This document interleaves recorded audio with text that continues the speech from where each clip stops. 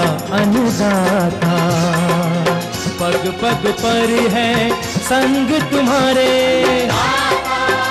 अन्नदाता। लहू किसानों का बन के पसीना सींचता है धरती का सीना। मेहनत का तेरी हक दिलवाने, नई तकनीक नई खोज बताने। पशुधन को गुणवान बनाना, पौध सुरक्षा को सिखलाना, खेती के सब गुर समझाने, भारत का सरताज बनाने। आठों पहर है संग तुम्हारे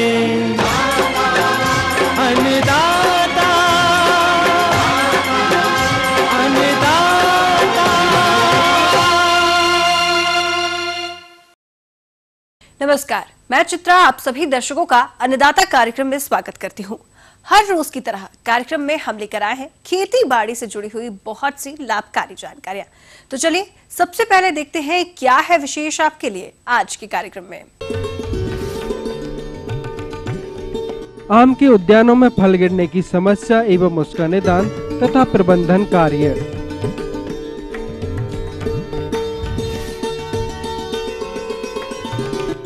प्याज की फसल में किए जाने वाले समसामयिक कार्यों पर जानकारी।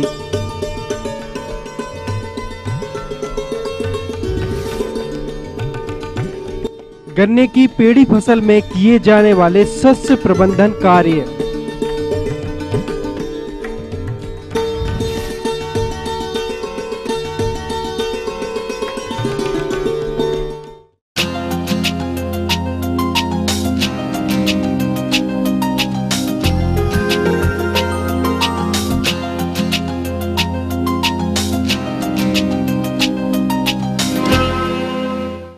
आम काफी लोकप्रिय फल है और इस समय आम के पेड़ों पर बौर फलों में परिवर्तित हो चुके होंगे और ये अवस्था आम के उत्पादन के लिए बहुत ही महत्वपूर्ण है। परंतु प्रायः देखा जाता है कि बागवान भाइयों द्वारा अज्ञानतावश इस समय किए जाने वाले कार्यों पर ध्यान नहीं दिया जाता, जिसके कारण फलों का झड़ना या फलों की बढ़वार सही से नहीं हो पाती है। अतः किसान भाइयों, आम के बाग में वर्तमान अवस्था पर किए जाने वाले समसामयिक कार्यों पर जानकारी दे रहे हैं इंदिरा गांधी कृषि विश्वविद्यालय रायपुर के वैज्ञानिक डॉक्टर जी.आई. शर्मा। जैसे आप देख रहे हैं कि आम को पूर्ण तरह से बौर आने के बाद आम देखिए अभी कंचे के आकार का हो चुका है। अभी आप देख रहे हैं जैसे आम एक गिरने की बहुत बड़ी एक समस्या रहती है, बार बार आम झड़ता है। तो आम झड़ने के लिए हम एक पादप हार्मोन है जिसका नाम NAA है और जो बाजार में प्लानोफिक्स के नाम पे उपलब्ध है। इस हार्मोन को ना किसान भाइयों को इस स्थिति में आम में जरूर छिड़काव करना चाहिए और इसके छिड़काव का जो दर होता है 250 ppm। 250 ppm मतलब ये दवा मतलब लिक्विड रूप से द्रव रूप में बाजार में मिलती है। और इस दवा को जैसे आप एक पेड़ में छिड़काव करें कम से कम 50-60 लीटर, जैसे जिस मेरे पीछे में आप पेड़ देख रहे हैं, इस पेड़ के छिड़काव के लिए 50-60 लीटर दवा के मिश्रण की जो पानी में मिला हुआ रहता है उसकी आवश्यकता पड़ती है। तो आप 250 ppm का घोल कैसे बनाएंगे? तो इसलिए इसको नापने के लिए आप कम से कम जैसे 4 लीटर पानी में 1 मिलीलीटर दवा डालनी है। सही मात्रा में मिलीमीटर में दवा नाप के उस पानी में घोल में अच्छा सा घोल बना लें। भले आप नीचे खड़े रहें, उसको अच्छे से पूरे पौधे के जिसकी उसकी मतलब ऊपरी शाखाओं तक और पूरी पत्तियों पर और पूरे फल पे अच्छे से छिड़काव हो जाएगा। तो ये इस दवा का अच्छे से छिड़काव करने से क्या होगा कि आपको फल झड़ने की समस्या काफी हद तक कम हो जाएगी। जो प्राकृतिक रूप से जो फल झड़ेंगे तो झड़ेंगी, पर फिर भी आपको जो फल झड़ने की बहुत बड़ी समस्या रहती है आम में, इससे निजात मिलेगा। तो ये तो पहली बात होगी फल झड़ने की। और दूसरी बात यह है कि जल प्रबंधन की बात। तो अभी आप देखेंगे कि मेरे पीछे भी देखिए इसमें जल दिया हुआ है, सिंचाई की हुई है। तो किसान भाई थाला बना के आम में नियमित अंतराल पे सिंचाई करें। जैसे देख लें 1 हफ्ते 10 दिन में सिंचाई करें, ऐसा नहीं कि 20 दिन बाद करें, 15 दिन बाद करें। तो नियमित अंतराल पर सिंचाई करेंगे तो पौधे को पूर्ण रूप से पानी मिलेगा। अगर कुछ किसान भाइयों ने ड्रिप पद्धति के सिंचाई का प्रयोग किया है तो उसमें भी नियमित रूप से आप ड्रिप से सिंचाई करते रहें। कभी कभी 2 और प्रमुख जो बातें मतलब आम में इस स्थिति में आ सकती हैं। पहला एक तो मैंगो हॉपर करके कीट आता है, तो उसका स्टेज तो काफ़ी निकल चुका, फिर भी कभी कभी आने की संभावना रहती है। तो आप इसमें इमिडाक्लोप्रिड नाम की दवा 1 लीटर पानी में 0.4 मिलीलीटर या 10 लीटर पानी में 4 मिलीलीटर दवा डालेंगे तो उससे आप अच्छे से इसका छिड़काव कर सकते हैं। इससे वो जो एक छोटा सा कीट रहता है, जिससे अगर वो पत्तियों पे रहता है तो उस पर एक पत्ती पे तेल तेल या शहद जैसा चमकीलापन दिखाई पड़ता है, तो उस स्टेज में वो ना काफ़ी रस चूसता है और जो फल झड़ने की भी समस्या आती है, तो उस कीट से आप बचाव कर सकते हैं। और कभी कभी जैसे अभी का बारिश आता है या बदली वाला मौसम आता है तो पाउडरी मिल्ड्यू या चूर्णी लासिता नामक रोग की भी समस्या का सामना आपको करना पड़ सकता है। उस स्थिति में आप डाइथेन M45 नाम की दवा 2.5 से 3 ग्राम प्रति लीटर पानी में मिला के पौधे पर अच्छे से छिड़काव करेंगे, जिससे अच्छा इसका रोग का रोकथाम हो जाएगा। तो अगर किसान भाई ये 3-4 बातों को विशेष रूप से ध्यान देंगे तो आपको निश्चित रूप से आम की अच्छी फसल प्राप्त होगी, और अच्छी फसल प्राप्त होगी तो आपको अच्छा लाभ प्राप्त होगा।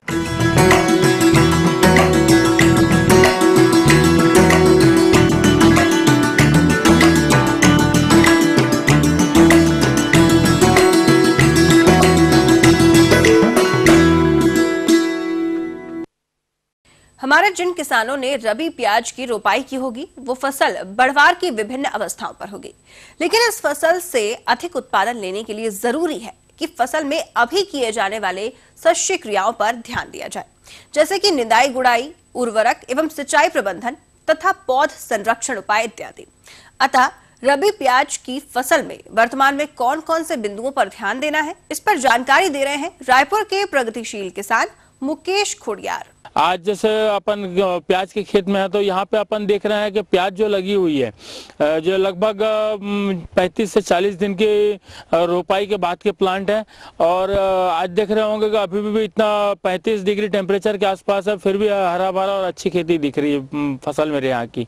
आज की तारीख में यदि हम आधुनिक खेती की बात कर रहे हैं तो ड्रिप के अंदर से कम पानी में और अच्छी प्याज की फसल लेना है हमें, तो हमें विशेष तौर पे ये ध्यान देना पड़ता है कि समय समय पे जो हम पानी देते हैं वो कम पानी ना दे करके एक बार में अच्छे से पानी पिला दें, और उसके बाद में 8-10 दिन पानी ना दें, फिर एक बार अच्छे से पानी पिला दें, फिर 8-10 दिन पानी ना दें।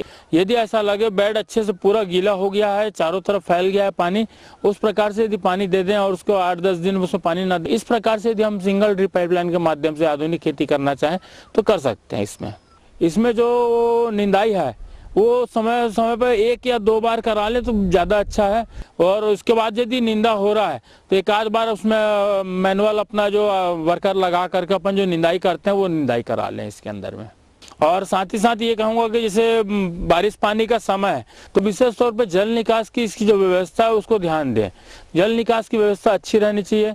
जो बरसात का पानी, मान लो इस बार जैसे अभी थोड़े दिन पहले मौसम खराब हो गया था और कुछ जगह पे पानी ज़्यादा गिर गया था, इसलिए जल निकास यदि हमारा अच्छा रहेगा तो बरसात का जो एक्स्ट्रा पानी जो गिर गया था वो पानी आसानी से खेत से बाहर निकल सके, इसलिए जो निकासी की व्यवस्था अच्छी रखे इसके अंदर में। अच्छा, समय समय पे ये ध्यान देना पड़ता है कि यदि वेदर चेंज हो रहा है तो उस टाइम पे क्या होता है कि थ्रिप्स, व्हाइट फ्लाई इस प्रकार से अटैक बढ़ते जाता है बीमारियों का, तो समय समय पे कृषि वैज्ञानिक लोग जो दवाई बताते हैं उस दवाई का उपयोग भी उनके बताए अनुसार, डोज के अनुसार वो दवाइयों का उपयोग भी करते रहता हूँ, उनसे सलाह भी लेते रहता हूँ। आने वाला समय में कौन कौन से बीमारी आने की संभावना है तो उसके हिसाब से हम थोड़ा सा पहले से दवाई का उपयोग चालू कर देते हैं ताकि वो बीमारी को जल्दी आने ना दें। और आ गई है तो उसे भी हटाने के लिए, कीड़े को मारने के लिए जो दवाइयाँ आ गई हैं बाजार में, उन दवाइयों को उपयोग करके कीड़े को मार सकते हैं अपन। किसान भाइयों, अभी आपने एक प्रगतिशील कृषक के अनुभवों को सुना। इसके अलावा प्याज की फसल में उर्वरक प्रबंधन तथा कीट रोगों के नियंत्रण की जानकारी के लिए आइए मिलते हैं एक विषय विशेषज्ञ प्रवीण सिंह गुर्जर से। इसमें पर्याप्त संतुलित पोषक तत्व आवश्यक होते हैं।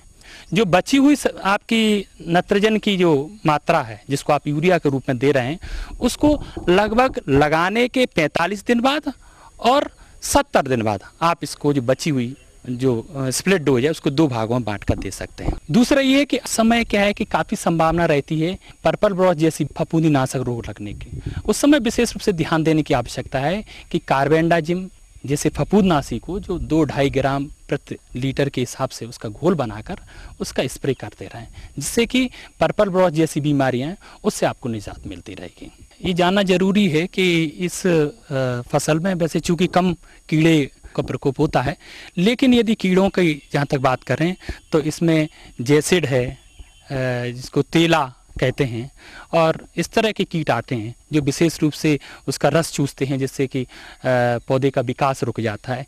इसके लिए आवश्यक है कि आपको देही कीटनाशी का प्रयोग करना चाहिए। देही कीटनाशियों में आपका इमिडाक्लोप्रिड है, उसको आप लगभग 1 बीघा में लगभग 30 से 40 ml प्रति बीघे की दर से एक घोल बनाकर उसका बढ़िया तरीके से आप यदि स्प्रे करते हैं तो इसका नियंत्रण हो सकता है। लेकिन इस बात का विशेष ध्यान रखिए कि यदि पानी गिरने वाला है, और कोशिश करिए कि उस समय आप इसका छिड़काव ना करें, और यदि करना भी पड़े तो उसमें ऐसे कुछ तत्वों को मिलाइए कि जो उसको चिपका सकें पत्ती से, तो उसका देखेंगे आप प्रभाव, बहुत ही अच्छा प्रभाव मिलेगा।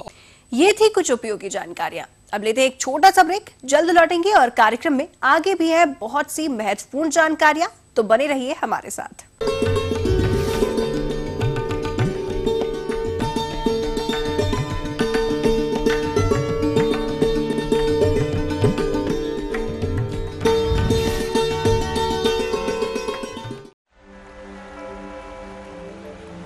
ये नदी, ये पत्थर, ये शहर और ये चेहरे एक से नहीं रहते, बदल जाते हैं समय के सफर में। फर्श या अर्श, सब टिका है टाइमिंग पर, क्योंकि टाइम एक सा नहीं रहता। समय का यही सफर सिमट आता है न्यूज एट 9 PM में।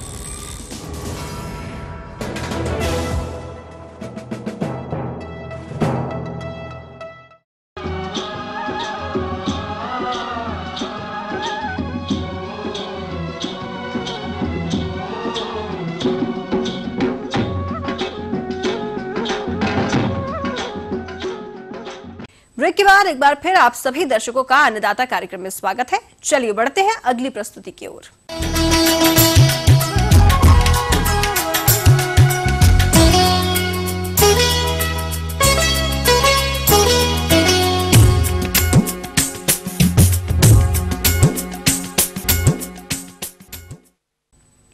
हमारे प्रदेश के किसान मुख्य व्यवसायिक गन्ने की फसल को दूसरे वर्ष लगभग 50 से 55% क्षेत्र में पीढ़ी गन्ने के रूप में लेते हैं, जिसका औसत उत्पादन 22 टन प्रति एकड़ है, जबकि हम अच्छा प्रबंधन करके 30 से 35 टन का उत्पादन प्रति एकड़ ले सकते हैं। लेकिन प्रबंधन के अभाव में पीढ़ी गन्ने का उचित विकास नहीं हो पाता। फलस्वरूप आने वाले समय में पीढ़ी गन्ने से कम उपज की प्राप्ति होती है। इसीलिए पीढ़ी गन्ने से अधिक उपज प्राप्त करने हेतु फसल में कौन कौन से शस्य कार्य किए जाने चाहिए, इस हेतु संपूर्ण जानकारी के लिए देखते हैं कार्यक्रम की ये प्रस्तुति।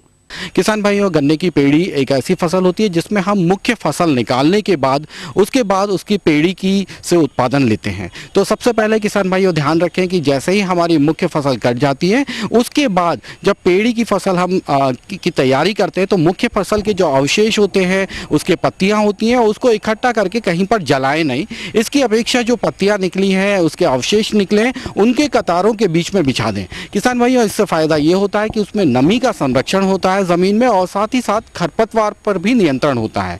अगर इसको खाद के रूप में आप बदलना चाहते हैं तो इसमें आजकल बाजार में बहुत सारे डिकम्पोजर खाद मिलती हैं, जो कि 10 किलो प्रति हेक्टेयर के मान से छिड़कना पड़ता है। अन्यथा किसान भाइयों, आप 80 किलो यूरिया और 100 किलो सिंगल सुपर फास्फेट को मिलाकर भी 1 हेक्टेयर में छिड़क देंगे तो बीच में जो कचरा पड़ा हुआ है वो सड़कर खाद बनकर हमारी फसल को मिल जाएगा। कि जब हम मुख्य फसल की कटाई कर रहे हैं तो उसके बाद गन्ने के नीचे के ठूंठ खेत में रह जाते हैं, तो उनको आप जमीन की सतह से निकाल दें, अन्यथा उसमें कई प्रकार के फफूंद जनित रोगों की लगने की संभावना हो। और जो मिट्टी की कड़ी परत है उसको तोड़ना बहुत आवश्यक होता है। तो किसान भाइयों, इसको हम किसी भी औजार से इसको, जिससे जो कठोर परत है उसको आप निकाल लें, जिससे अंकुरण में पौधों को सहायता मिलती है।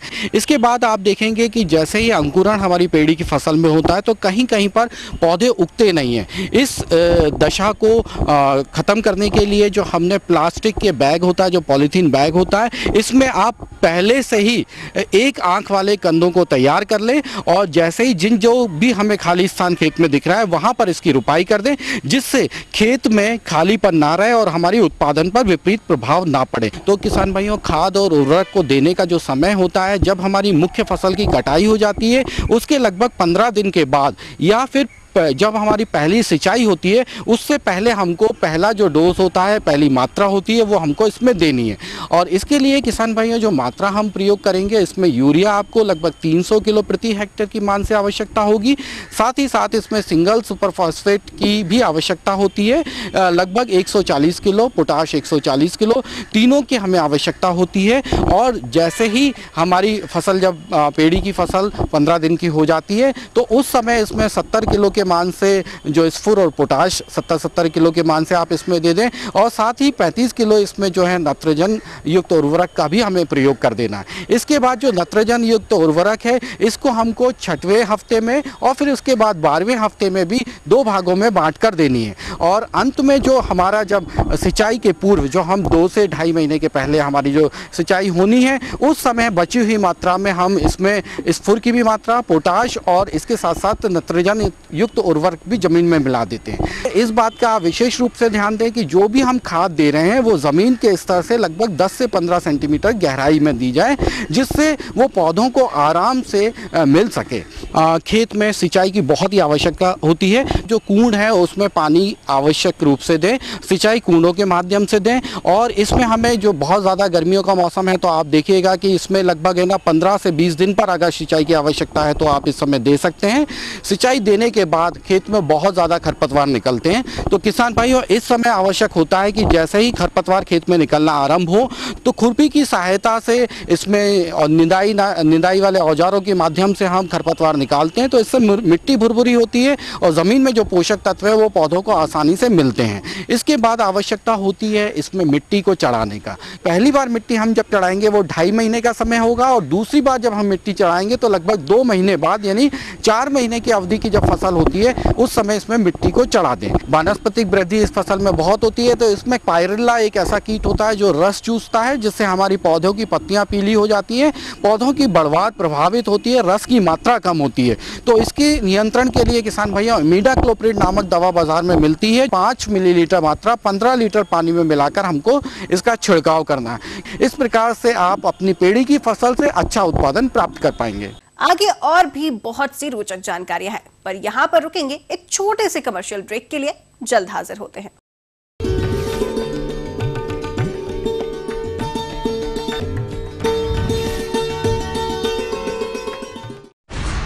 ये नहीं है कोई परियों की दास्तां, ना ही सास बहू की है ये कहानी। ये दास्तां है सच्ची वारदातों की, दिल दहला देने वाले अपराधों की। करेंगे हम पर्दाफाश ऐसे वाकयात का, दास्ताने जुर्म।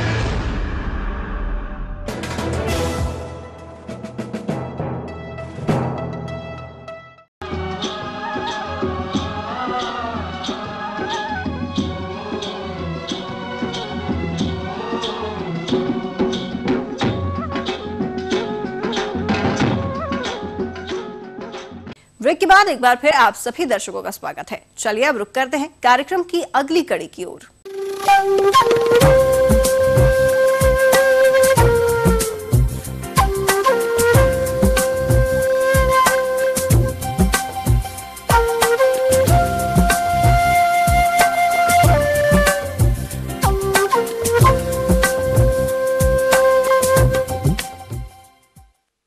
मौसम के अनुसार प्रबंधनों पर ही टिकी है आपकी खेतीबाड़ी, इसीलिए मौसम पूर्वानुमान और उस पर आधारित साप्ताहिक कृषि सलाह इस प्रकार है।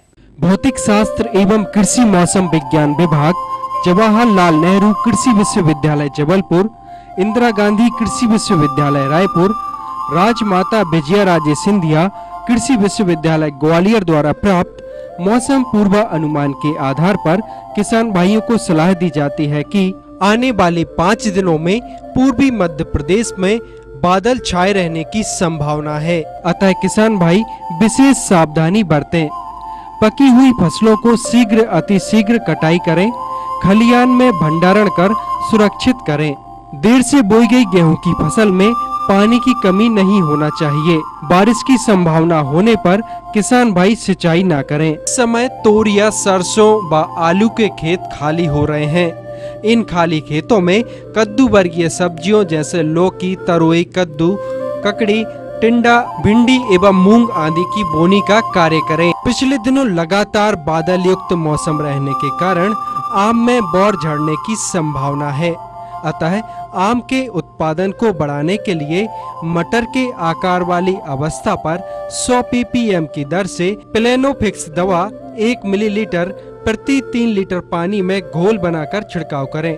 आम के बाग में सिंचाई रोक दें जिससे कि अधिक से अधिक बौर आ सकें। मौसम खुलने पर बीज के लिए बोई गई फसल से विजातीय पौधों को निकालकर अलग करें। वर्षा रुकने के पश्चात उच्च तापक्रम एवं आर्द्रता होने पर दलहनी फसलों में कीट प्रकोप की संभावना है। अतः फसल की निगरानी करें एवं निकटतम कृषि विज्ञान केंद्र के वैज्ञानिकों की सलाह लें। गन्ने के खेत से पानी की निकासी करें एवं क्यारियों पर मिट्टी चढ़ाएं। कृषकों को सलाह है कि खेत में जल भराव न होने दें। खड़ी फसल में सिंचाई, निंदाई, उर्वरक तथा पौध संरक्षण दवाओं का छिड़काव न करें। चने में इल्ली के प्रकोप की संभावना है, इसके नियंत्रण हेतु उपाय करें। खेतों में इल्लियों को खाने वाले पक्षियों के बैठने के लिए 40 से 50 टी या बाई आकार की खूंटियां प्रति एकड़ के हिसाब से गाड़ देवें। इस समय मिर्च, टमाटर, बैगन एवं भिंडी में फल बेधक एवं तना छेदक कीट की संभावना हो सकती है। अतः इसके नियंत्रण हेतु डाइमिथोएट दवा 1 मिलीलीटर प्रति लीटर पानी में घोल बनाकर फसलों पर छिड़काव करें। दुग्ध उत्पादन बढ़ाने हेतु दाना, हरे एवं शुष्क चारे के मिश्रण के साथ खिलाएं। इनके आहार में पर्याप्त मात्रा में प्रोटीन, कार्बोहाइड्रेट, वसा, विटामिन एवं खनिज लवण एवं एंटीबायोटिक का समावेश करें। गौशाला में रात के समय नीम की पत्तियों का धुआं करें ताकि मच्छर तथा मक्खियों का प्रवेश पर नियंत्रण हो सके।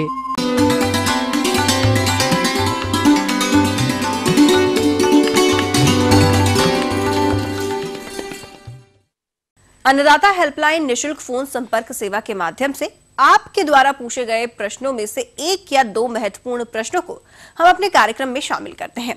इसी के तहत आज का चयनित प्रश्न और उसका जवाब इस प्रकार है। अन्नदाता निशुल्क फोन संपर्क सेवा के माध्यम से पूछे गए प्रश्नों में से आज हमने जिस प्रश्न को कार्यक्रम में शामिल किया है उसे पूछा है ग्राम करेली, जिला नरसिंहपुर के कृषक अमर सिंह ने। उनकी मुर्गियों में इकोलाई रोग का प्रकोप देखने में आ रहा है, यह इसके नियंत्रण पर जानकारी चाहते हैं। तो अमर सिंह जी, आपकी जानकारी हेतु प्रस्तुत है कार्यक्रम का यह अंश। आपने बड़ा अच्छा प्रश्न किया है। और एक बीमारी होती है इकोलाई, इश्चीरिशिया कोलाई करके एक बैक्टीरिया होता है जो मुर्गी में पानी के माध्यम से, आहार के माध्यम से पहुंच सकता है। जैसा कि हम जानते हैं कि जो साधारण पानी होता है उसका पीएच 7 होता है। अगर इस 7 से अगर ऊपर पीएच है 7.1, 7.2, तो इस तरीके का जो बैक्टीरिया होता है, ई कोलाई इत्यादि जो है पानी में पनप जाता है। और जब मुर्गी पानी पीती है तो वो पानी के माध्यम से मुर्गियों में चले जाता है। और इससे मुर्गियों में क्या क्या बीमारियां किन किन स्टेजेस में हो सकती है, तो इसका सबसे प्रथम स्टेज होता है जब बच्चा पैदा होता है अंडे से।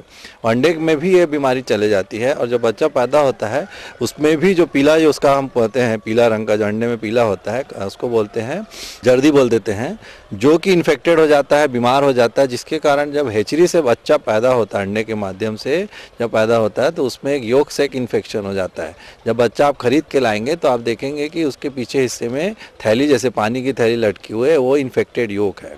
इसके कारण क्या होता है कि स्वस्थ नहीं रहती है, सफ़ेद रंग के दस्त होने लगते हैं और ये उसमें योक सेक इन्फेक्शन कहते हैं। इसी तरीके से जब मुर्गी में जब आपकी बड़ी मुर्गी हो गई और वो धीरे धीरे करके वो बहुत क्रॉनिक रूप ले लेती है, तो वो क्रॉनिक रूप लेने में क्या हो जाता है, जब इसमें आंतों में बड़े बड़े अल्सर हो जाते हैं, घाव हो जाते हैं, जिसके कारण पतला दस्त, लाल मतलब लाल और कत्थे कलर का हो जाता है, बीट करने लगती है, जो कि मतलब खून मिश्रित रहता है और मुर्गी को दाना भी नहीं पचता, जो कुछ भी खाती पीती है वो सब चीज़ें है। इसका जब अगर लक्षण देखेंगे तो जीवित मुर्गी में आपको मैं बताया कि बीट को आपको देख के बता सकते हैं, कमजोरी रहेगी, इसको देख के आप बता सकते हैं। अगर इसके बाद फिर मुर्गियों में मृत्यु संख्या की जहाँ तक बात करें तो 4% से 10%, 15% तक इसकी मृत्यु संख्या जा सकती है। और अगर हम इसमें पोस्टमार्टम करके अगर मुर्गी का रोग का निदान करना चाहेंगे तो उसकी जो हार्ट है, उसका कलेजी, उसका फेफड़ा है, उसका पूरा जो शरीर है, उसके जो अंतर अंग है, उसमें आपको सफ़ेद प्रकार की सेप्टिसीमिक झिल्ली मिलेगी। ये झिल्ली जो है उस बैक्टीरिया के द्वारा बनाई गई है, उस अंग को काम करने से बिल्कुल भी काम करने नहीं देती है और उसका वजन गिर जाता है, उसका भूख गिर जाता है और जो है किसान को बहुत ज़्यादा नुकसान हो जाता है। बहुत ज़्यादा क्रॉनिक हो जाता है, 1 से 1.5 महीने की मुर्गी हो गई, 1.5 महीना क्रॉस हो गया तो बैक्टीरिया के साथ मिलकर एक बीमारी होती है जिसको हम कहते हैं CRD। इसको हम क्रॉनिक रेस्पिरेटरी डिसीज़, फेफड़े भी इन्फेक्टेड हो जाते हैं इसमें और मुर्गी घड़घड़ की आवाज़ करती है और ना वजन बढ़ता है ना कुछ बढ़ता है और बहुत ही ज़्यादा मृत्यु दर इसमें 20 से 35% तक चले जाती है। इसके बचाव के लिए हमें जहाँ तक बातचीत है तो सबसे पहले हमको बचाव करना है कि जो पानी आप पिला रहे हैं वो कम से कम 300 फीट गहरे बोर का रहना चाहिए। इसके अलावा जो है pH अगर बहुत ज़्यादा 7 से ऊपर है पानी का तो pH को अगर हम कम करेंगे तो बैक्टीरिया मर जाएंगे या कम हो जाएंगे, तो उसके लिए हम लोग pH के कम करने के लिए दवाइयाँ मिलाते हैं। इसके बाद भी अगर बीमारी आ गई कहीं से तब आपको बीमारी कंट्रोल करने के लिए कई प्रकार के एंटीबायोटिक्स यूज़ करना पड़ते हैं, पानी के माध्यम से और आहार के माध्यम से, जिसके द्वारा जो है आप 5 से 7 दिन अगर इसको पानी में चलाएंगे तो ये बीमारी ख़त्म हो सकती है। इसी में अगर जब हम बातचीत करते हैं तो पक्षी के में और एक रोग होता है जिसको माइलाइटिस करके हम लोग बोलते हैं। इसमें क्या होता है, जो मांसपेशियां होती हैं वो कमज़ोर होने लगती हैं, साथ साथ क्या हड्डियां भी कमज़ोर हो जाती हैं, तो जब लंगड़ेपन के शिकार हो जाते हैं तो ये जो लंगड़ापन होता है खासकर 2 कारणों से हो सकता है। एक तो इन्फेक्शन से हो सकता है, इन्फेक्शन क्या होगा, पानी के माध्यम से या आहार खराब खाने के कारण। इसके बाद में होता है कैल्शियम की कमी के कारण, जिसमें अगर हमको कमज़ोर लग रहे हैं और चलने फिरने में कमज़ोर है या उसकी हड्डियां बड़ी जल्दी टूट जा रही हैं तो ऐसी परिस्थितियों में हम लोग उसको कैल्शियम का सप्लीमेंट देके उन बीमारी को दूर कर सकते हैं। दूसरा जो कारण है वो आहार के कारण या इन्फेक्शन के कारण, जिसके कारण इन्फेक्शन होने से क्या होता है कि मतलब आपके पैर कमज़ोर हो जाते हैं, मांसपेशियों में ताकत नहीं रहती है। इसको हम लोग इलाज के माध्यम से एंटीबायोटिक्स अगर देते हैं एवं विटामिन ई करके बोलते हैं जो मांसपेशियों में ताकत देता है, तो अलग से आपको मांसपेशियों के लिए विटामिन ई देना है, B1 B6 देना है। इन सब से उनके मांसपेशियों में ताकत आ जाती है और जो है उनका लंगड़ापन दूर हो जाता है। इसके लिए मुख्य कारण पानी का सोर्स चेक करना है। दूसरा, आहार में भी अगर किसी प्रकार का अफ्लाटॉक्सिन अगर है तो उसके कारण भी विटामिन ई की कमी हो जाएगी, जिससे मांसपेशियाँ कमज़ोर हो जाती है। तो आपको आहार को भी बीच बीच में चेक करना है और उसमें फफूंद इत्यादि ना हो सके, जिसके कारण अफ्लाटॉक्सिन नामक बीमारी ना हो, जिससे उनके पैरों में कमजोरी ना आए। अब आइए देखते हैं कल दिखाए जाने वाले कार्यक्रम की मुख्य झलकियां। जायद मूंग व उड़द की वैज्ञानिक खेती।